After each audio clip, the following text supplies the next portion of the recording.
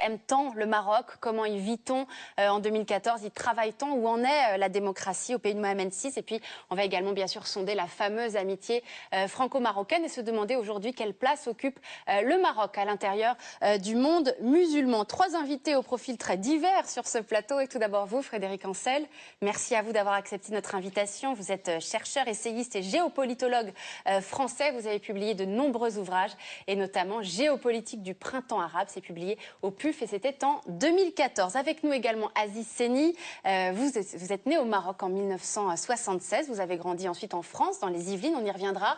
C'est vrai que vous symbolisez un parcours d'intégration réussi puisque vous êtes devenu chef d'entreprise réputé. Vous faites aussi désormais de la politique à l'UDI et vous êtes l'auteur de nombreux ouvrages, mais notamment celui-ci qui avait marqué en son temps l'ascenseur social est en panne.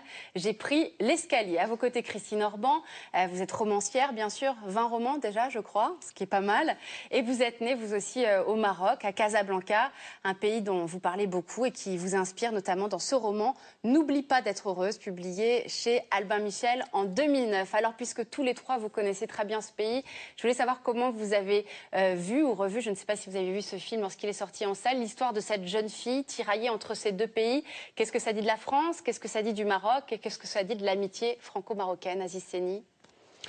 Ça dit d'abord que cette histoire, elle n'est peut-être pas si singulière que ça, que ça pose forcément la question de l'identité de ces Français héritiers de l'immigration, qui se constituent une personnalité, une identité dans un pays qui est le leur, et qui, lorsqu'on les amène dans un autre pays, aussi pays de cœur soit-il, se retrouvent contre eux-mêmes, se retrouvent face à eux-mêmes et face à cette identité qu'on s'est construite. L'histoire entre le Maroc et la France, moi je l'ai vécu, je suis né au Maroc, je suis arrivé très petit, avec cette vague d'immigration venue reconstruire la France d'après-guerre. C'est vrai qu'il y a eu cette politique aussi menée dans les années 80 de l'aide au retour. J'ai vu un certain nombre d'amis petits faire leurs valises et partir, et les retrouver quelques années plus tard et échanger sur le sujet. C'était beaucoup plus un déchirement pour eux que pour les parents, parce qu'ils étaient tiraillés effectivement entre deux identités. Ce tiraillement identitaire, c'est quelque chose que vous avez vécu, vous aussi? Écoutez, j'ai dû passer par une séance de psychanalyse, effectivement, à un moment donné, aux alentours de 17-18 ans, savoir qui j'étais, est-ce que j'étais vraiment marocain, est-ce que j'étais français. J'ai opté, j'ai choisi, j'ai tranché. Je pense, je mange et je vis à Française, et je garde, comme beaucoup de Français, un pays de cœur. Pour moi, c'est le Maroc.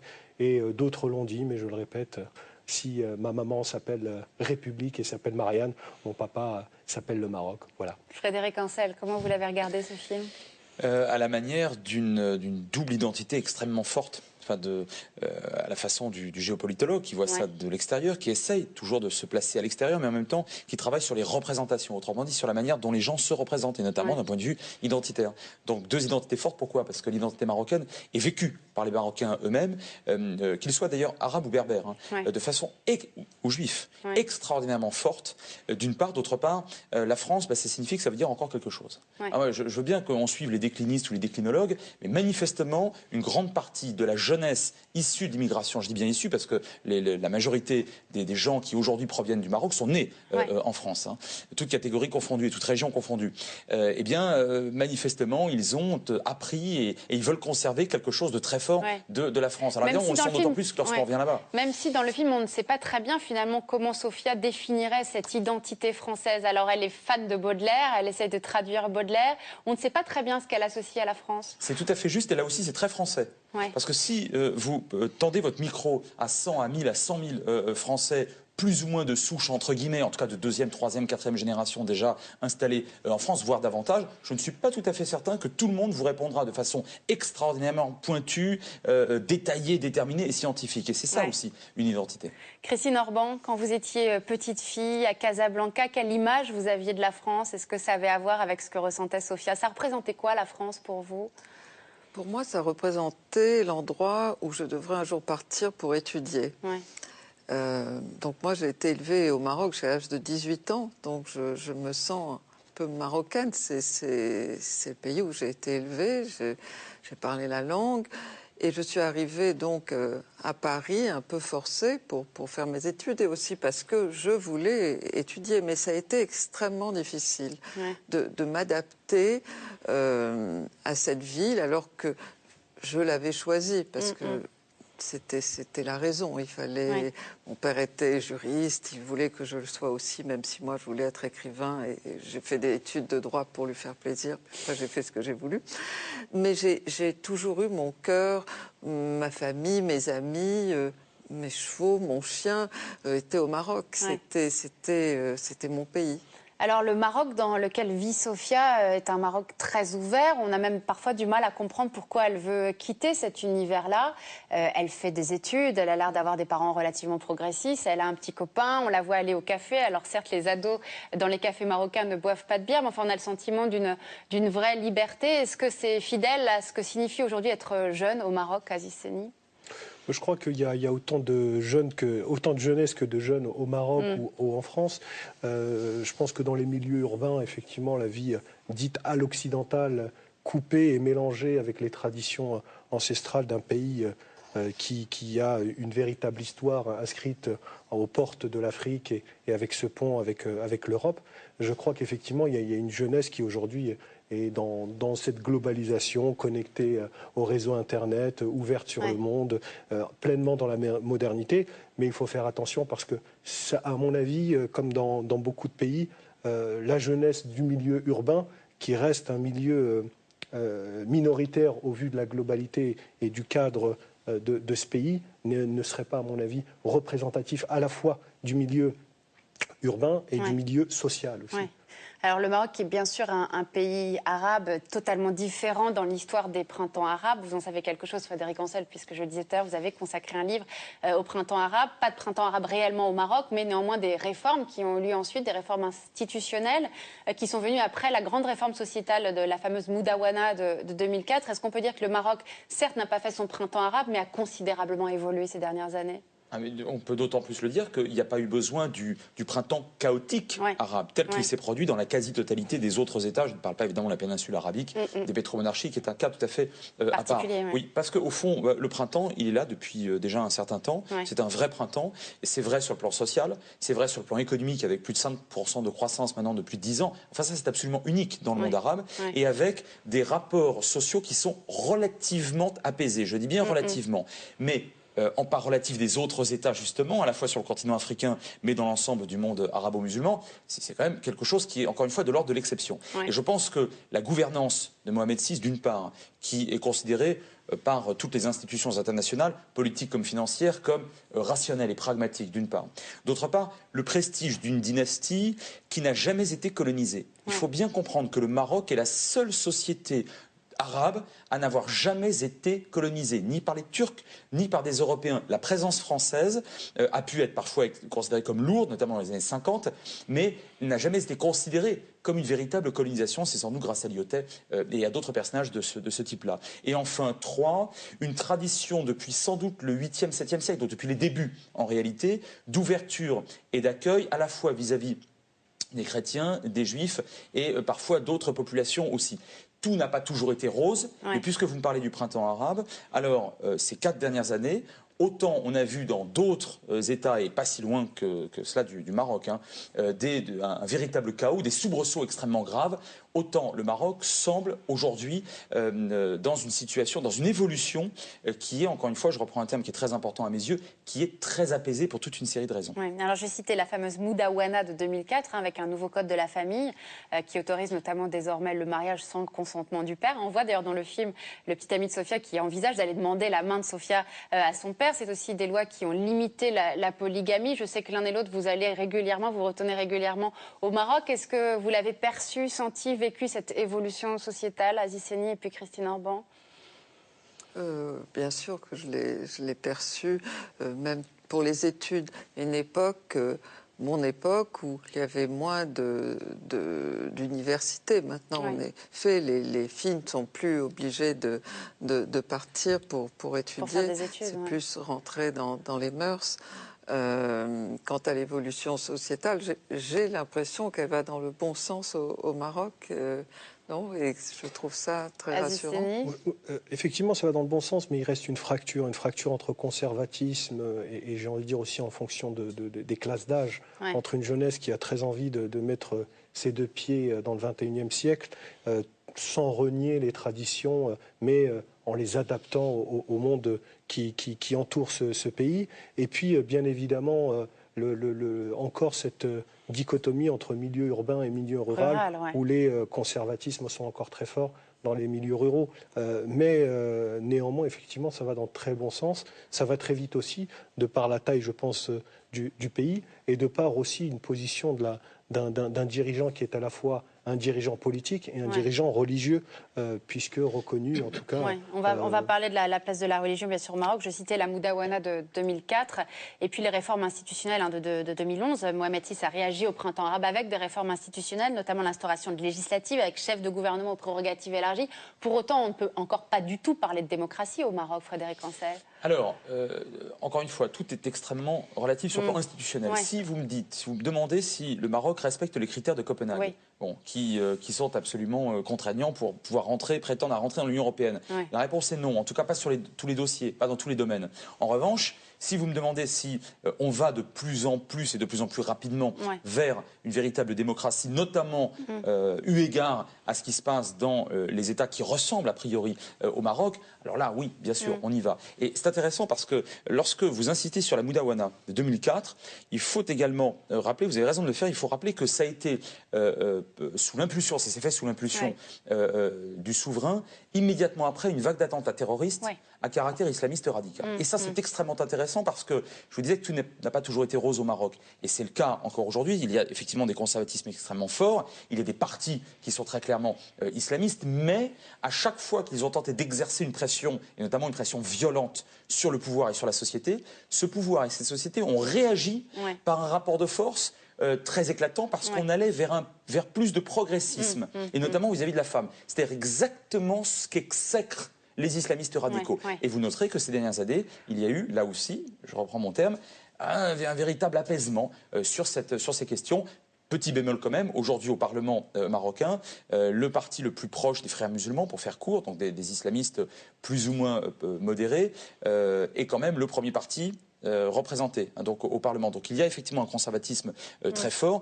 Et puis les campagnes, vous avez raison, il y a encore un taux d'analphabétisme qui est très important, qui touche d'ailleurs notamment les femmes, contre lequel se bat le pouvoir en place. Mais là, on est sur des tendances lourdes et ça prendra encore quelques bonnes années. Lorsqu'on parle de démocratie, ce sont évidemment des avancées institutionnelles, mais ça signifie aussi de parler de liberté d'expression, de liberté des médias. Alors, Christine Orban, vous vous occupez d'un prix littéraire au Maroc, c'est le prix Mamounia, je crois. Est-ce que vous avez toute latitude, toute liberté pour organiser ce prix au Maroc, pour faire participer à ce prix n'importe quel genre d'intellectuels marocains, et même lorsqu'ils sont parfois en opposition avec le monarque, par exemple?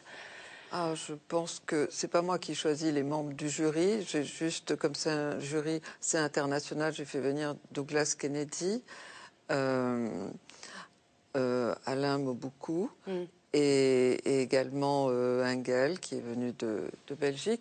Sinon, il y a des intellectuels marocains qui sont évidemment de tous bords, et les discussions sont très libres et parfois même politiquement très incorrectes, à tout point de vue d'ailleurs. On a eu des livres qui racontaient l'histoire d'un terroriste, de Maï Bin Bin, ça a été un des premiers prix que j'ai présidé. Il y en a eu des Rachido qui a eu le prix sur une histoire un peu coquine. Je pense que c'est un jury extrêmement libre. Il y a Laïla Chaoui, qui est une grande éditrice marocaine dans notre jury, Mohamed Nedali, qui est un grand écrivain, et tout le monde est très libre de discuter. Où est-ce qu'il en est l'attachement au roi aujourd'hui? Est-ce que la figure du roi continue d'être évidente et absolument fondamentale dans le fonctionnement et l'unité de ce pays, Aziz Seni? Je crois qu'elle va de pair avec l'avancée démocratique. Je pense qu'on a une tendance et quelque chose qui est en train de se dessiner, c'est une monarchie constitutionnelle à la marocaine, qui serait quelque chose qui pourrait se rapprocher de la monarchie espagnole constitutionnelle ou de la monarchie un peu anglaise. Donc il ne faut pas oublier d'où part ce pays. Il y a encore une trentaine d'années, sous Hassan II, vous parliez de la liberté de la presse, un brûlot comme Notre ami le roi, écrit par Gilles Perrault, n'avait pas le droit de citer, n'avait pas sa place dans les rayons. Aujourd'hui, cette liberté d'expression se fait aussi, c'est l'expression à travers les réseaux sociaux. Il n'y a pas de filtre sur Facebook, sur Twitter, sur comme LinkedIn. il peut y en avoir en Algérie, par exemple. Comme il peut y en avoir dans d'autres pays. Donc tous ces indicateurs nous disent que le Maroc va vraiment dans le bon sens de la démocratisation et puis de la liberté de parole et d'expression. Vous avez les mêmes indicateurs, Frédéric Ancel? Oui, d'autant plus que cette monarchie est la garante de l'unité nationale. Ça n'a pas toujours été très évident. Et qu'elle est réputée descendre du prophète. Et ça, si vous voulez, vis-à-vis des méchants, des islamistes, même quelque chose qui a un véritable poids. On pourrait comparer cela avec la dynastie hachémite de Jordanie, qui bénéficie aussi de cette aura.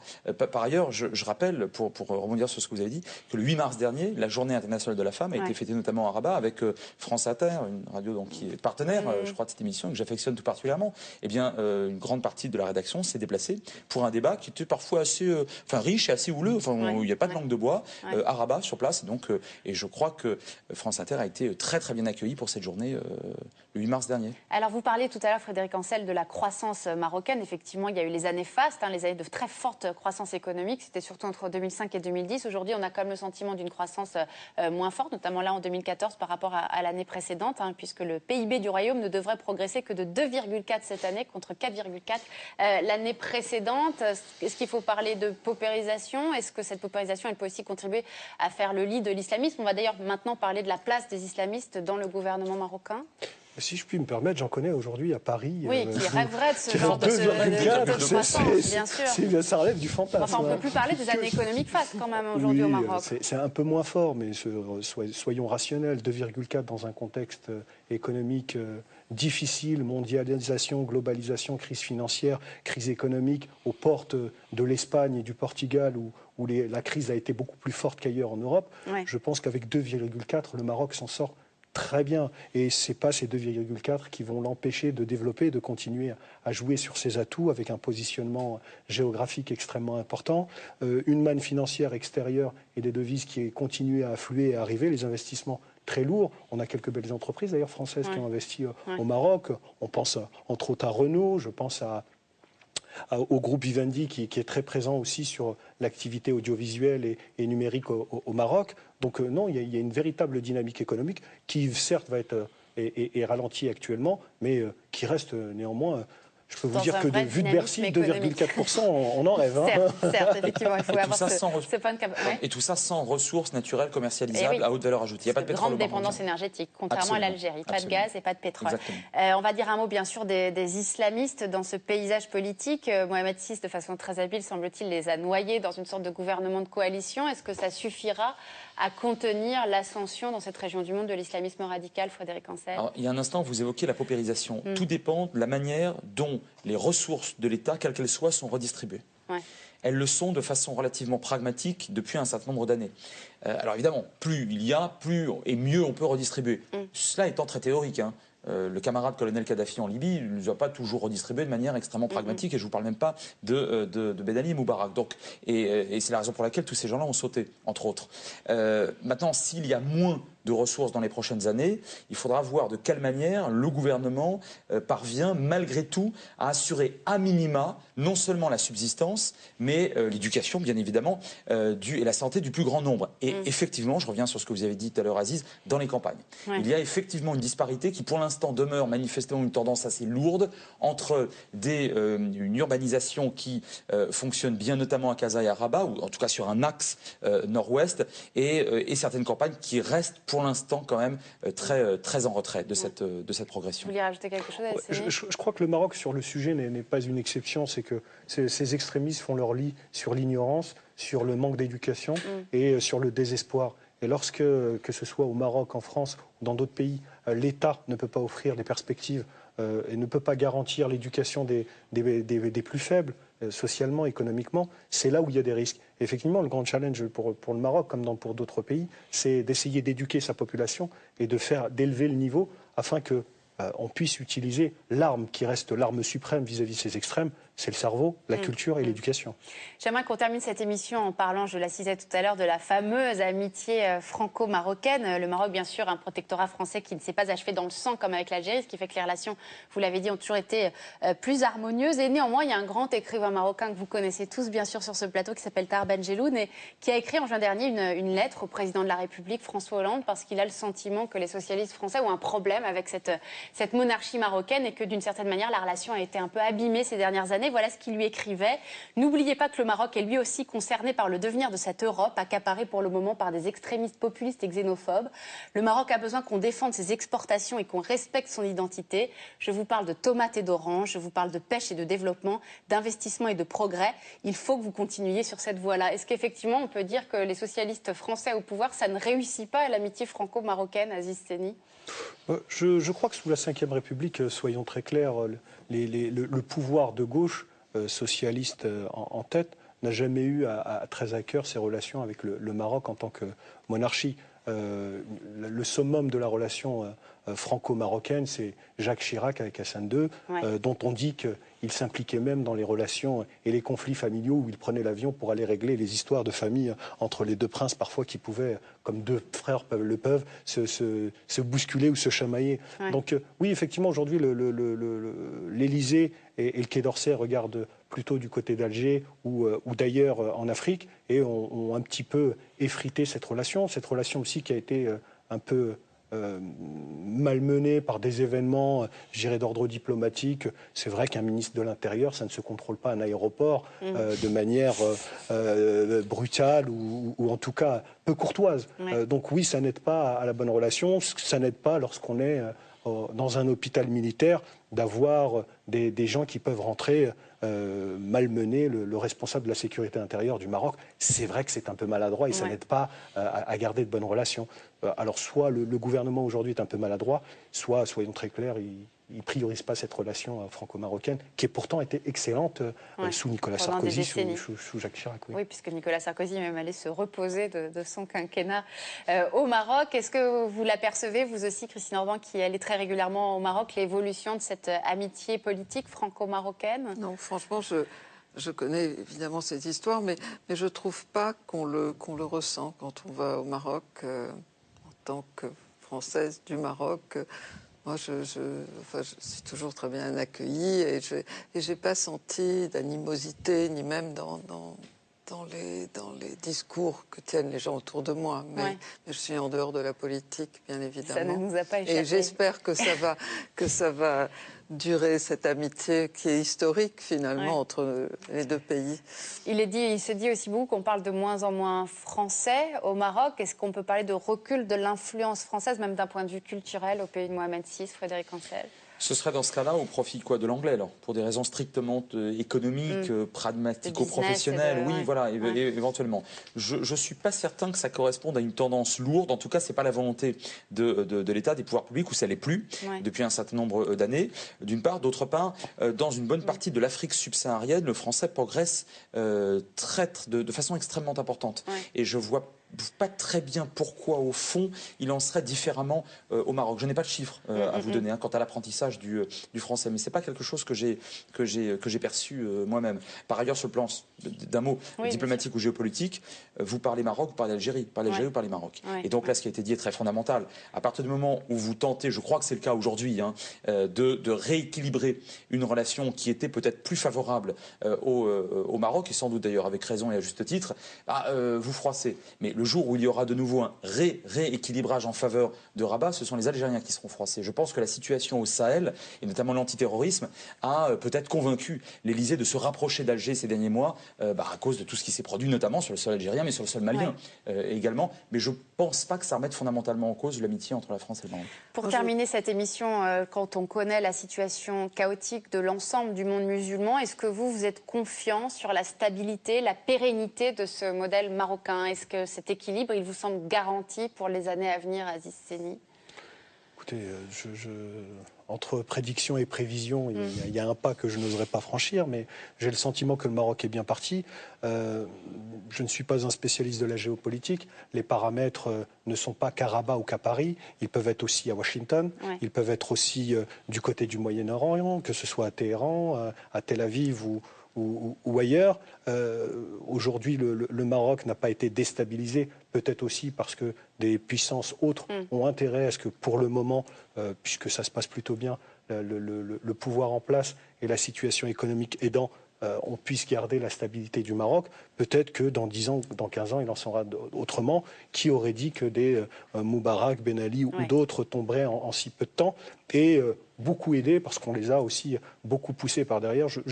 D'ailleurs, ça m'intéresserait d'avoir votre avis. Je ne crois pas à la spontanéité subie d'un mouvement populaire comme ça. J'ai toujours l'impression qu'il y a quand même d'autres forces qui peuvent aider. Ce sera le mot de la fin. Vous partagez cet optimisme. Vous avez 20 secondes. J'ai 20 secondes. Je suis extrêmement optimiste pour toutes les raisons qu'on a dites, à la fois sociales, économiques, politiques et même religieuses. D'un mot, la Turquie a fait semblant d'essayer ces dernières années de démontrer qu'il y avait une véritable correspondance tout à fait positive entre islam et démocratie. En réalité, ceux qui arrivent concrètement à le faire, ce sont les Marocains. Eh bien voilà une excellente conclusion. Merci infiniment à tous les trois d'être venus commenter ce très beau film française, ce très beau film franco-marocain. Merci encore, Christine Orban. Merci à vous trois. Merci à vous de nous avoir suivis. N'oubliez pas notre site internet, bien sûr, pour nous écrire, LCPN.